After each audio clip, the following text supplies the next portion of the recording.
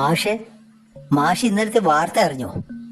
ഞാൻ വൈകുന്നേരം പറമ്പിൽ നിൽക്കുമ്പോൾ അവിടെ ഒരു വലിയ കൊമ്പനാന വന്നു. വലിപ്പം കണ്ട ഒരു കുന്നോളം പോന്ന ആന.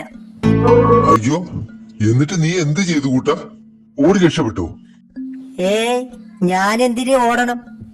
ഞാൻ നേരെ ചെന്ന് ആ ആനയുടെ തുമ്പിക്കൈയിൽ ഒറ്റ പിടുത്തം, എന്നിട്ട് ഒരൊറ്റ കറക്കൻ. ആന ദൂരെ പോയി വീണു. പേടിച്ച് അത് കാട്ടിലേക്ക് ഒറ്റ ഓട്ടം. ഓഹോ, നീ ഇത്രയും വലിയ ശക്തനാണെന്ന് ഞാൻ അറിഞ്ഞില്ലല്ലോ കൂട്ടാ. ഭാഗ്യം നിന്നെ കണ്ട് ഈ സമയത്തെങ്കിലും സംസാരിക്കാൻ പറ്റിയത്. അങ്ങനെയെങ്കിൽ കുട്ടാ, എനിക്കൊരു ചെറിയ സഹായം വേണം. എന്റെ വീടിന്റെ മുന്നിൽ ഒരു വലിയ കല്ല് കിടപ്പുണ്ട്. വഴി തടസ്സമായിട്ടിരിക്കുകയാണ്. ആനയൊക്കെ ഒറ്റ കൈക്ക് പൊക്കുന്ന നിനക്ക് അതൊരു പൊടിമണ്ണല്ലേ? അതൊന്ന് മാറ്റി തരാമോ? അത് പിന്നെ മാഷ്, കല്ല് മാറ്റാനോ?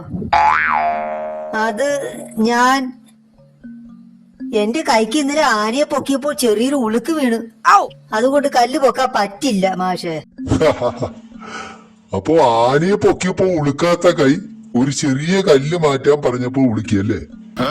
എടാ കുട്ടാ, ഇല്ലാത്ത കാര്യങ്ങൾ പറഞ്ഞ് മറ്റുള്ളവരുടെ മുന്നിൽ ബെഡായി അടിക്കുന്നത് തമാശയ്ക്ക് കൊള്ളാം.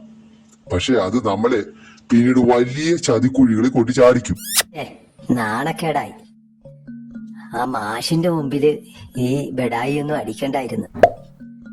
അയ്യേ, മറ്റു പിള്ളേരുടെ മുമ്പില് ഉള്ള ബെഡായി അടിച്ച് ഞാൻ മാഷിന്റെ മുമ്പിലും അറിയാതെ ബെഡായി അടിച്ചു പോയി. നാണക്കേട്. അയ്യോ മാഷെ, ഞാൻ ചുമ്മാ ഒരു രസത്തിന് പറഞ്ഞതാ. സാരമില്ല, തമാശകളാകാം. പക്ഷെ മറ്റുള്ളവരെ പറ്റിക്കാനുള്ള കള്ളങ്ങളാകരുത്. നമ്മൾ എന്താണോ അത് തുറന്നു പറയുന്നതാണ് ഏറ്റവും വലിയ ഹീറോയിസം, കേട്ടോ? മാഷ് പറഞ്ഞത് തികച്ചും ശരിയാ. ഇനി ഞാൻ ലവലേശം ബെഡായി അടിക്കില്ല. കൂട്ടുകാരെ, നിങ്ങളെ ഇല്ലാത്ത കാര്യങ്ങൾ പറഞ്ഞ് ബെഡായി അടിക്കരുതേ.